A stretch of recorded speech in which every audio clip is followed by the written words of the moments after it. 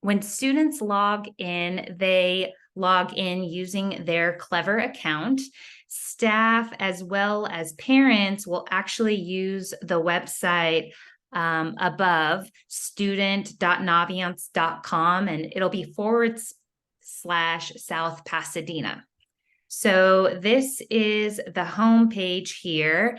And the format changed a little bit from last year. So if you've had a sibling in years prior, it's kind of a cleaned up view now. So there's still on the right-hand side, the welcome letter that's tailored to whichever class this is. This demo is for the class of 2024 seniors. Just continuing on the right-hand side, you'll see the task from school. Typically, we actually utilize the Google Classroom by class. So there is a sophomore class, and as the sophomores progress, there's kind of more documents and resources that are housed in the Google Classroom.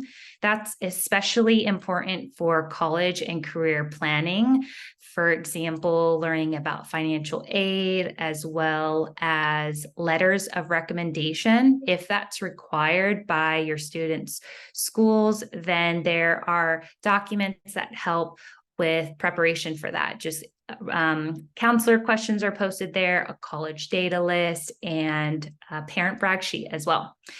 This What's New section includes college visits. Those are available for any grade, and you can get more info by clicking here, this hyperlink for details. So the main part we're going to be looking at is actually kind of being highlighted in Naviance's new view on the front page, where there's future planning.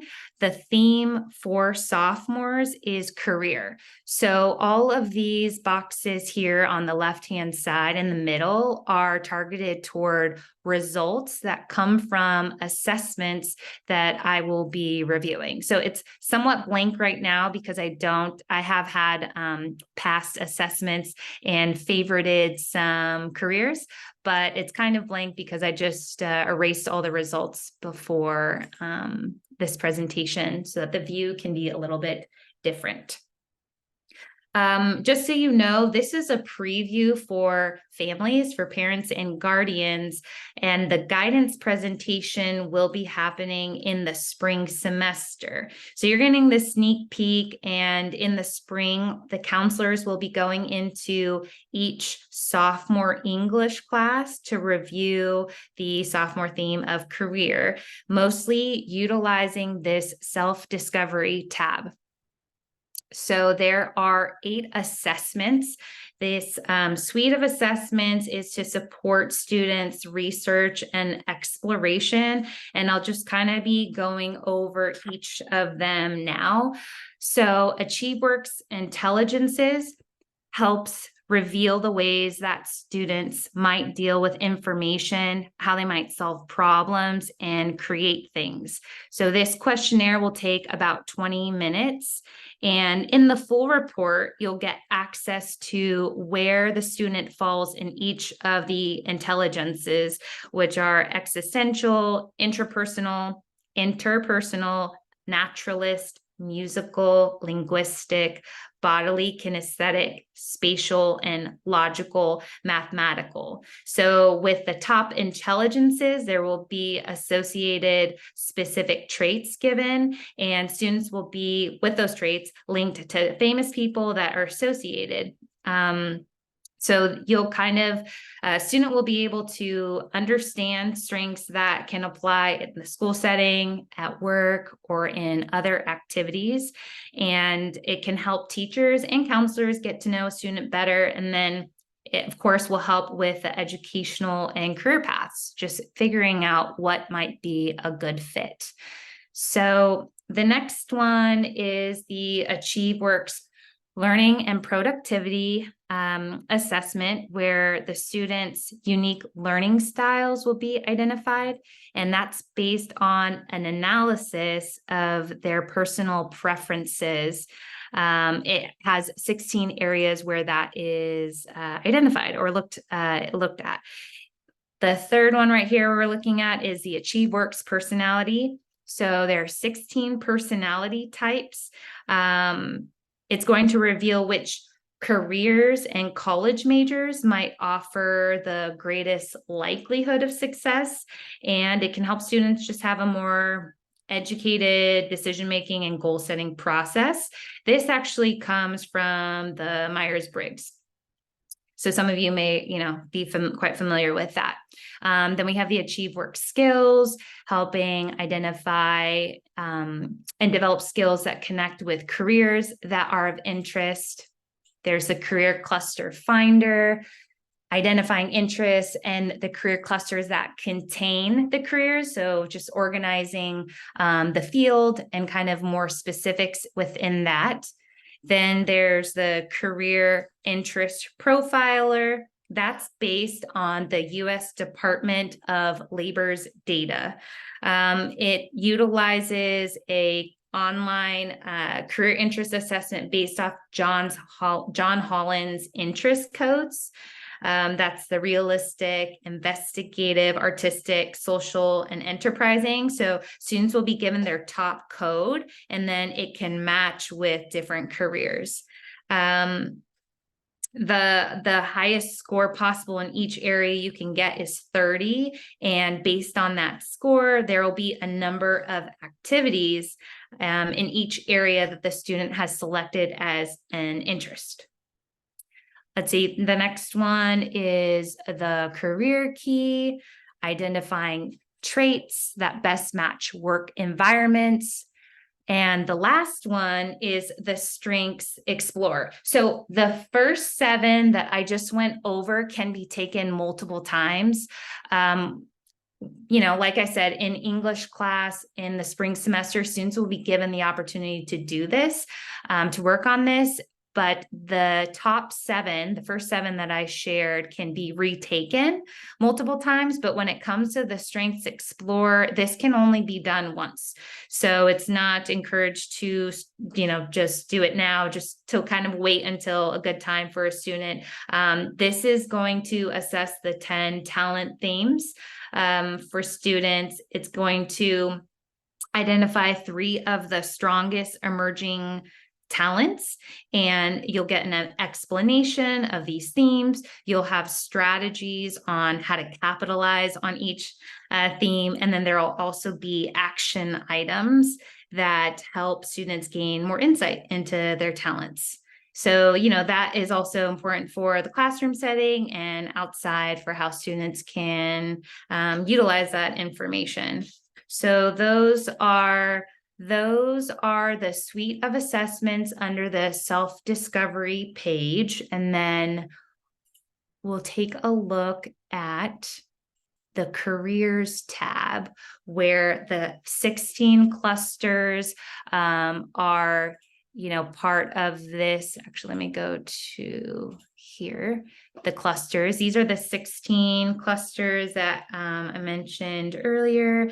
You can get subheadings with education and training. You can look further into employment outlooks and kind of have more of a general sense of what to study. And there are options to have more specifics with the post-secondary plan. Let me find just one example to show you. Let's say business finance. When they have these plans of studies, these are just generalized. So it's still important to consult a counselor at the high school level. And then if it's looking into the college post-secondary, to make sure this is verified with the college and what they post on their websites. So here's one with kind of more information than the first one I had clicked on, but with design and the pre-construction pathway, having the related majors listed here, as well as the recommendation for plan of study. Related occupations with this cluster, types of credentials, the employment Outlook.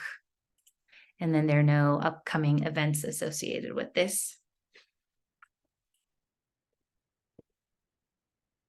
One of the special features for career research and exploration is Road Trip Nation.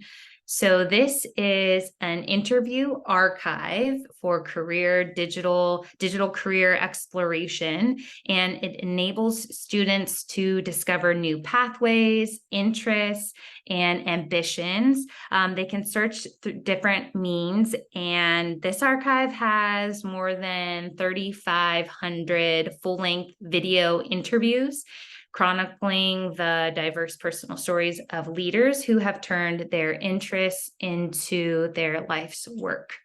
So this is really fun to check out and explore. So here are the short clips. We can kind of play a little bit of one. I can play a little bit of one now. Seems like a lot of little things added up to create who you are today and where you're propelling yourself. What do you think is probably the number one thing that helped you to define those values and then carry them to where you are now and that led to your success this far? It's my determination, my interest, and what I wanted to do. I always wanted to make my parents proud because I am first generation going into college and also going to be the first generation graduating from college. And where I kind of had this weight on my shoulders because I'm also trying to make my parents proud, but give an example for my two younger sisters. And I want to show them that it is possible to go out there and pursue your dreams. Since I am a DACA resident here, I don't have that many opportunities to pursue many things. And it's really hard on me to kind of find that right direction and where being a DACA resident has its effects. Many opportunities have been brought up to me to study abroad, to go to different states, but having that fear of being deported back and kind of like having all that just wipe away from starting elementary up to high school, all that hard work, it's kind of pushing me back from achieving my dreams, and which would be to be a content creator for these music festivals and concerts. And windows opened and gave me new opportunities to make my dreams kind of like a reality, do things that I thought I would never do. It's just having that hope that along your way, different opportunities will be given to you. It might not be today, it might not be tomorrow or the next week, but eventually an opportunity will be given to you. And that's when you kind of go for it and take that chance, because you never know that one little thing might lead up to the next and the next and the next. And then in the end, you'll be into somewhere different, somewhere you thought you would never be, somewhere like where your dreams have just been like expanded.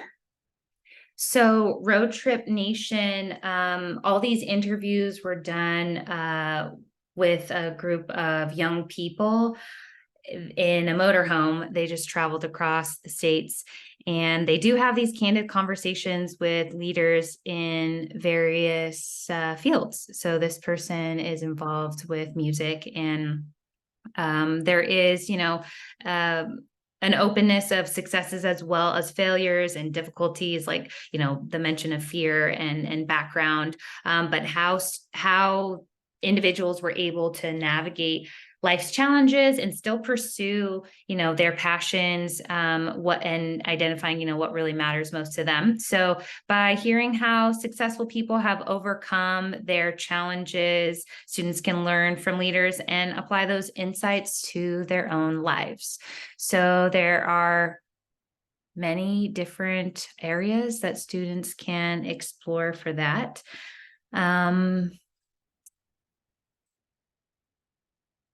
You can also go by the theme and kind of receive some motivation in those areas, or if there are particular role models that your students look up to, or, people that you really respect that you kind of would like them to research a bit more, then there is this directory here. I grew up in South Louisiana, about 30 miles from the so Gulf of we're going to Mexico. go to the colleges section. So with parent access, parents can add colleges to their child's list. And in it will say, this is the section where it will say that it has been added by a parent. Counselors can also add schools. And the beauty of this is being able to look at a school's profile all in, one concentrated place, a tailored and saved spot. And then you can look at the summary. So it's kind of nice to have all of that condensed here. So we're looking at California State Polytechnic University, Pomona, looking at the overview tab, being able to see the graduation rate, the acceptance rate, colleges that overlap, and then the next deadline. You can look at the classroom details with ratios of staff and faculty, what the average classroom size is, retention, the degrees offered, more into what it's like to be a student, the diversity, where students are living, if they're commuting. You can look at the pie charts, how they break down, more about the identity of students. And then this is a section that parents definitely appreciate, of seeing the application history. This is specific to South Pass students, and it starts from 2009. So you can see, the top number, the total that have applied, the number of students accepted, which is this medium shade purple. And then the darker shade is the number of students who decided to enroll in the school. And then a student can compare where they stand right now with, their GPA is listed on their transcript, the most recent transcript, along with their standardized test scores. So whether it be the SATs or the ACTs, you can use this compare me feature to see a student who has a 3.4 and an SAT score of 1350 was accepted. RD means regular decision. So then there's this key box of all the different symbols. So yeah, being able to look into the school that your child's most interested in, or schools that you're recommending, and seeing how, with your child's scores and GPA, what the likelihood is of them getting into the colleges that you're researching. So again, that's colleges I'm thinking about section, just clicking on this blue tab, and you can search in any of these ways, the keyword, country, state, college group, college name. And then this is just a pre-populated list. If there's a school on here, or when you do the search and a school you find that you want to favorite or save, a student can just click on the heart there, and then it'll hold on to that school. This is just another look at the college visit, which was also on the home page too. There are so many different features, more so in junior year. This is reviewed in greater detail. But again, for the theme of sophomore year, it's encouraged that students really explore careers, different pathways, and investigate what fields of study might be of interest, and which kind of careers could be good fits, before kind of selecting more into schools. Let me see.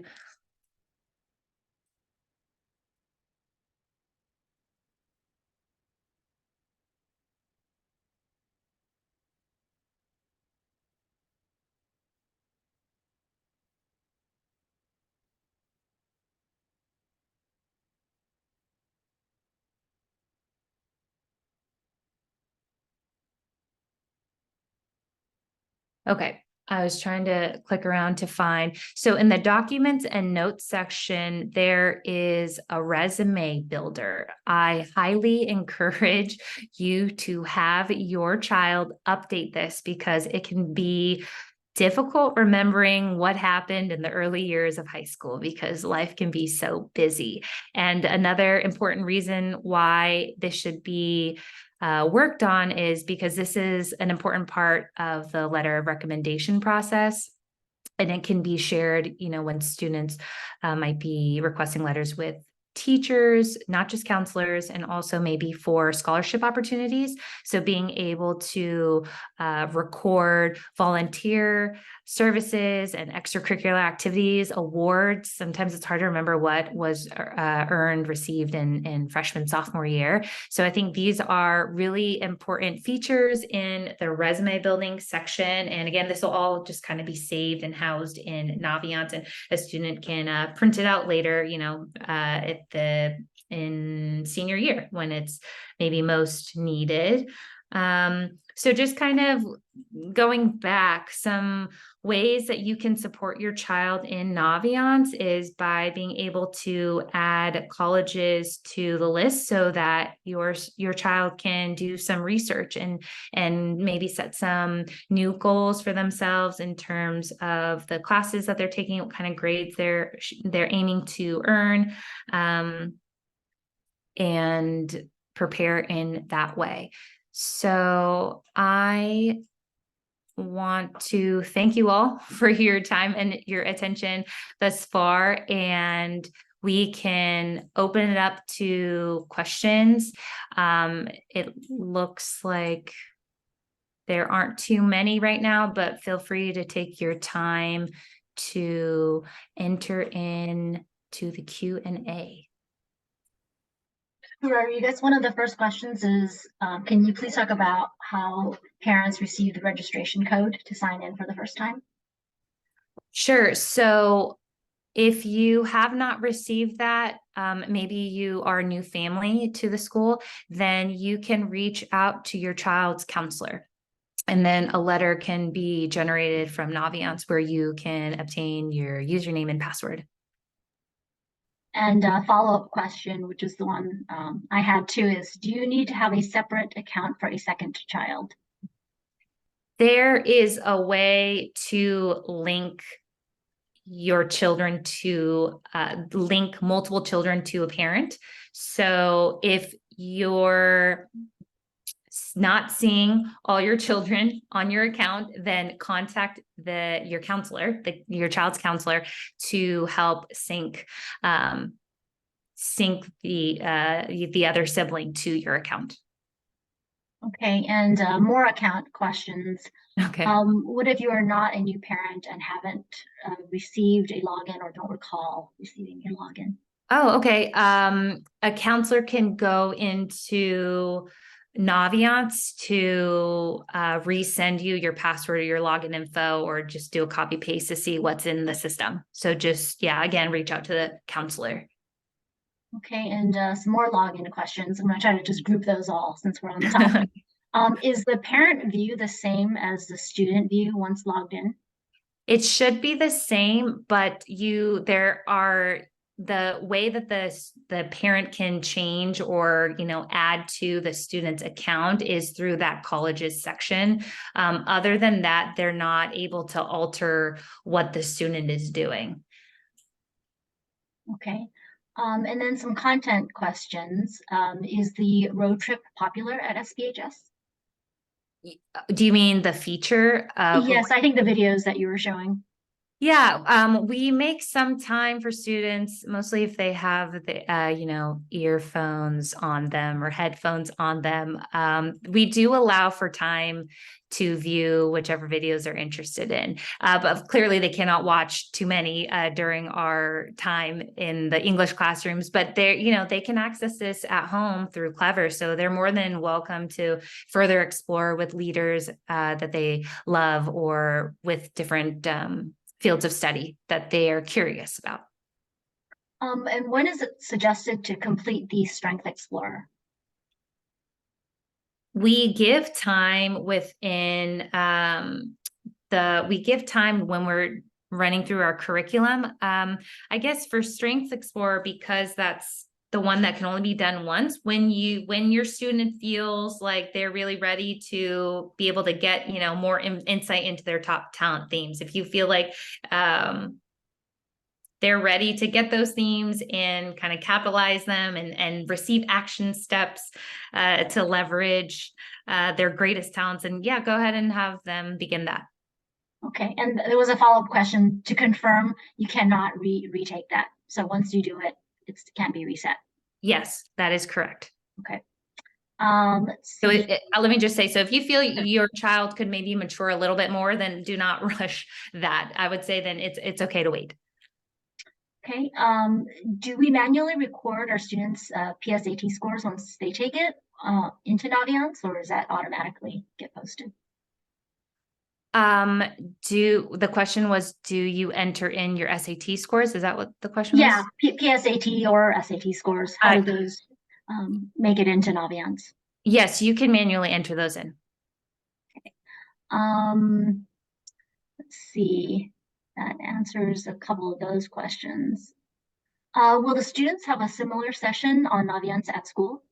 Yes. So for anyone who joined a little bit later, this is simply a preview for parents or guardians. And this is a preview of the curriculum for the spring semester. It's in English classes where counselors go into all the sophomore English courses to go over the assessments related to career.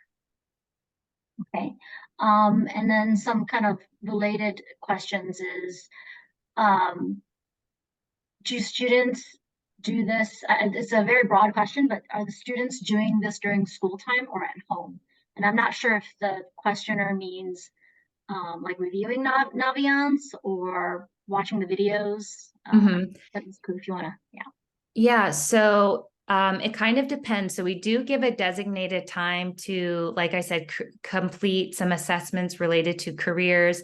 But if you're talking about, there's not enough time to watch all the videos on Road Trip Nation, right? So that would be something that, a student could do at home. And when it comes to senior year, especially, there's a lot of work that's being done. So I would say, yes, updating college lists, that might be something that a student is choosing to do maybe over the summer, or some students pair with other advisors to kind of work on that list. So yes, there are opportunities to work on these like to play around with Naviance at school, and then also they can take it outside with them since they can access it through Clever. Okay. To view the scattergrams, does a student need to first take standardized tests? No, that's a good question, because it's just using past data. So it's all already housed there. And do the counselors use Naviance for letters? Yes. And I think that meant letters of recommendation. Yes. And is there a section on essays? Is there a section on essays? Yeah. I'm not sure exactly what that means, but the counselors utilize Naviance because it gets matched with Common App. And so documents such as, teachers' letters of rec, transcripts, school profile, counselor letter of rec, those are uploaded into Naviance and sent to schools through that site, through the site. I think that question might be related to like, do you write your essays in Naviance? And I would say no, you don't. Correct. Right. Let's see, do the teachers have access to students' Naviance accounts? If the student invites the teacher to be a recommender, then there is, a connection with that. But in terms of, so there's an access in that way, but if you're asking if they're looking at all the results, I don't think that's the level of access. It's just being able to upload their letters and have it synced to the student's account to then be, sent to the colleges. There's a lot of questions, so I promise I'll get to all of them, trying to consolidate some of them. Are the students able to upload all letters of rec on a Naviance so it's in one place? Yes. Well, the students don't do that, but the people that they're inviting will do that. yeah, the students don't actually get to read the letters of rec. They're private. So, Right. um, do students need to sign up for the college visits on Naviance or just show up? They can just show up, yes. And if they wanted to kind of, I don't know, maybe they've spoken to the rep before, or they want to see who the rep is, if they click on the more details, they can get a name, if that's helpful. Okay. And here's a very good question. Is this information that students put into Naviance available to them after graduation if they choose to take a gap year, delay enrollment, etc.? That's a good question because student emails are shut down soon after they graduate. I would think not. Yeah. Yeah, I would think not. I would think that their access would not be available at that time. Yeah, I can say, Ms. Ku-Rodriguez, I can see my college freshman's information, but it's not Oh. the same. No, but it's not the same. It's like really vague, and so I think it all does go away probably. Do counselors know, or can they find out regional reps for most all colleges? Can they find regional reps? It says, do counselors know, or can they find out regional reps for most all colleges? I guess maybe, I'm guessing is like, if the colleges don't come on campus, do you know, can you suggest regional reps or refer to regional reps? Maybe is the question. Meaning, do you know the names? The names of the regional reps. Yeah. We do have reps that we work with, but I'm trying to think if they're regional or they're more school specific. Is the parent wanting, are they wanting, or what, I guess, what region are they looking for? I can see if that contact is available, if that is of interest. If it's like a different region, like outside of the West Coast, I'm not sure if there's something more to that question, and to see how we could help. Okay, I'm just scrolling through to make sure I didn't miss any questions.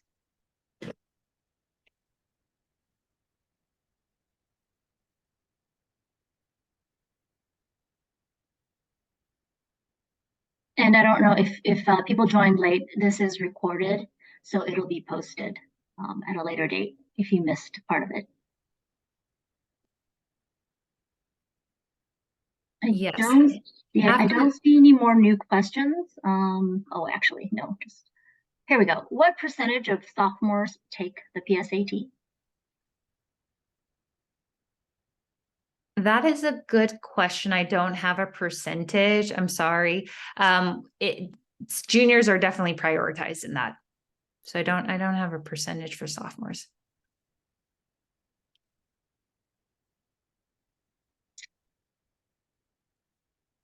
Okay. Is the PSAT just a practice test? It is a practice for the SAT, yes.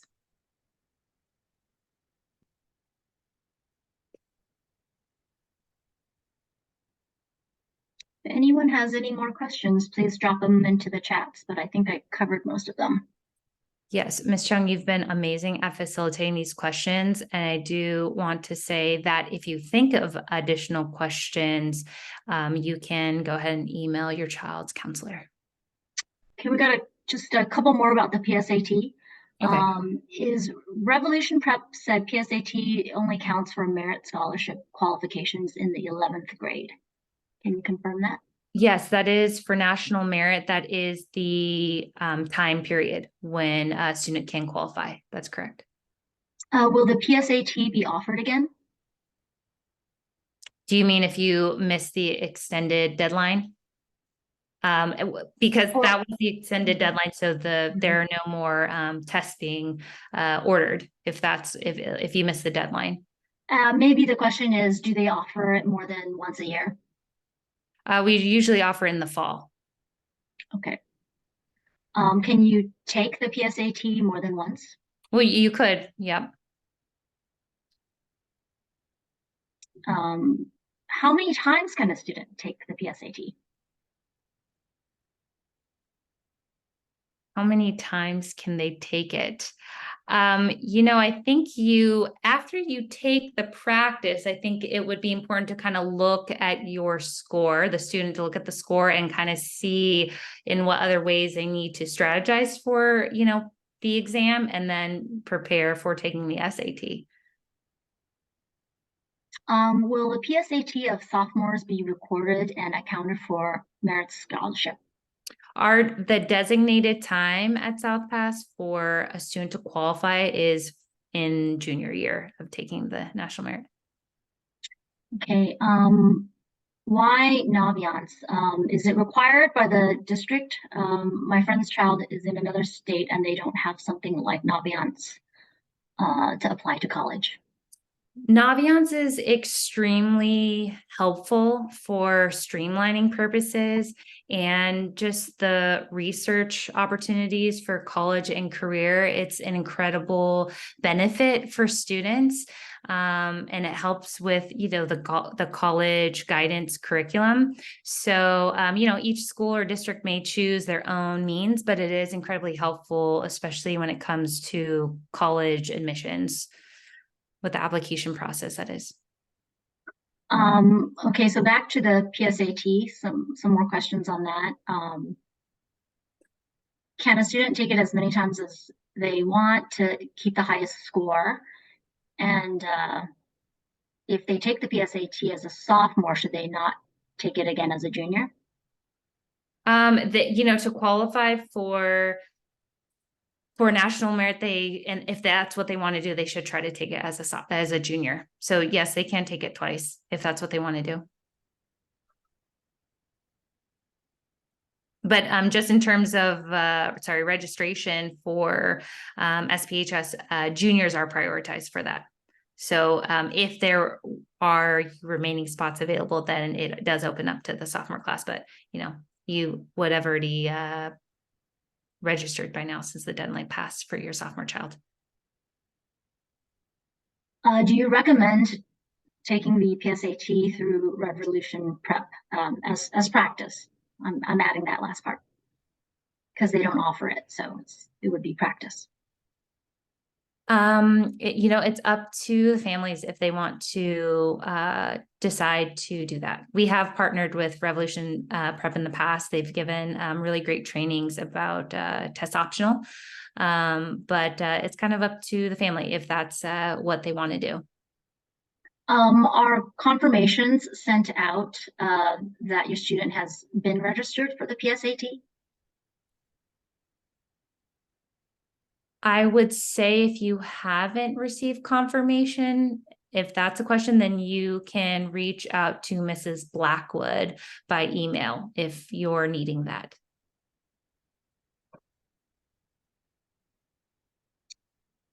Will there be an SAT or ACT workshop at a later date, like which one to take, advice on which one to take? Right, for tests, we might be having something, it's to be determined right now. So it hasn't been, a date hasn't been officially set. Okay, so more PSAT questions.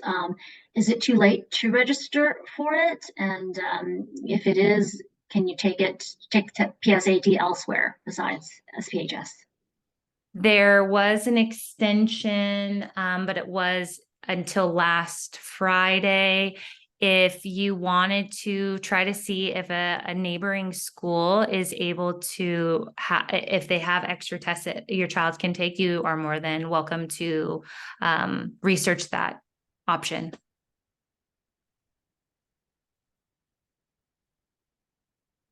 And let's see. When can students begin accessing Naviance? They can access it through Clever, and they can access it now. But they can also wait when the counselors come in for that guidance piece.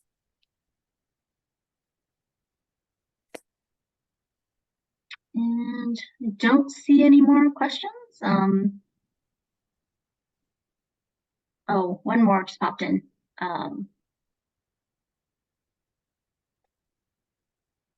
am not understanding this question. Hold on. I think the question is asking, are all California colleges, if you can apply to all California or Common App colleges through Naviance? Or There, yeah. Yeah, okay. What we have these workshops, thank you. We have these workshops for seniors to kind of go over the Common App. And yes, Common App, we help students with matching that account with Naviance. I hope that answered that question. What neighboring schools can my child take the PSAT? I don't have a list. You'd have to do the research. I'm sorry about that. So back to a login question. They are asking when are parent logins sent? Oh, okay. Yeah, it would be sent to whichever email you've designated. And if you need that information resent, please reach out to your child's counselor. Yeah, John, I'm having the same problem. I can't see my second child's information, but my first. So we just have to reach out to our respective counselors. Since Naviance is linked to the Common App, does that mean students can submit applications through Naviance instead of the Common App? They submit through Common App still, but they sync Naviance with Common App, if that makes sense. Yeah, you still need to use the Common App. Naviance is only for like teacher recommendations and things like that. You don't write essays or anything in Naviance.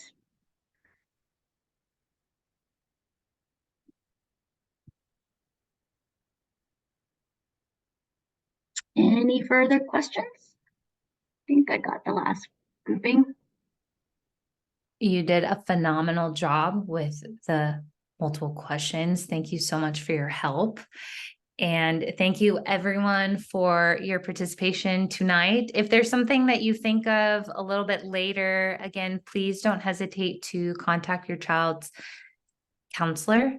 And I appreciate your support and you just soaking up this information and getting a view of Naviance.